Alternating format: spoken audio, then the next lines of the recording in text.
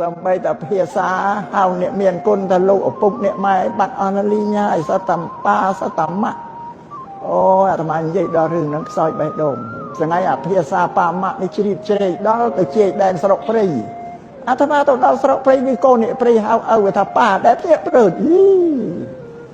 អាវ៉ាប្រទើនេះរុកអីដល់ជ្រៅដែរម៉ែតែ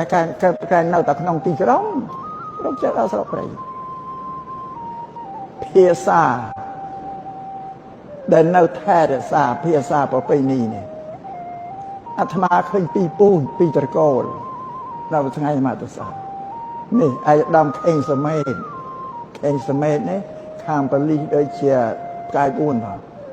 មិនស្អីទេបើអាត្មាហៅថាមេវិជាការ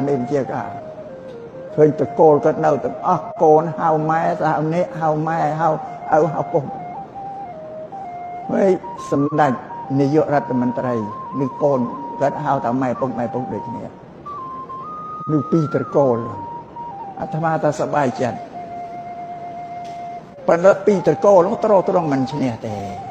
បើអ្នកដតីទៀនមិនកែប្រែផងមិនសម្រួលផងក៏មិនឈ្នះដែរធ្វើម៉េច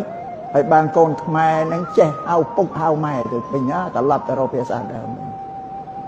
ភាសាដើមថាលោកឪពុកអ្នកម្ដាយ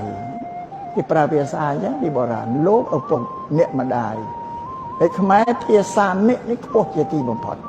គេឲ្យតម្លៃម៉ែហ្នឹងជាងពុកថាអ្នកម៉ែអ្នកម្ដាយខ្មែរភាសាពាក្យថាអ្នកខ្ពស់បំផុតដូចអ្នកប្រាជ្ញបណ្ឌិតគេណាគេថាអ្នកប្រាជ្ញបណ្ឌិតគេប្រើហ្នឹងឯង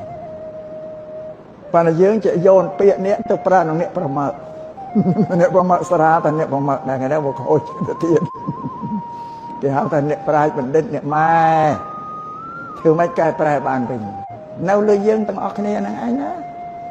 ហ្នឹងអ្វីរបស់ខ្មែរប្រពៃណីទំនៀមទម្លាប់វប្បធម៌ឲ្យទាំងអស់បាត់បង់ព្រោះយើងនឹងឯងយើងមិនរក្សាអាហ្នឹងបាត់បង់ឲ្យយើងថ្ងៃកំពុងតែស្រវឹង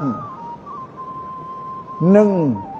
វប្បធម៌របស់បរទេសនឹងពេញកម្លាំងហើយអាហ្នឹងអញ្ចឹង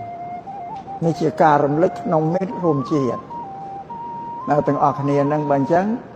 ត្រូវធ្វើសេចក្តីរាប់អានស្រឡាញ់គ្នាទៅវិញទៅមកស្រាប់បានទេអី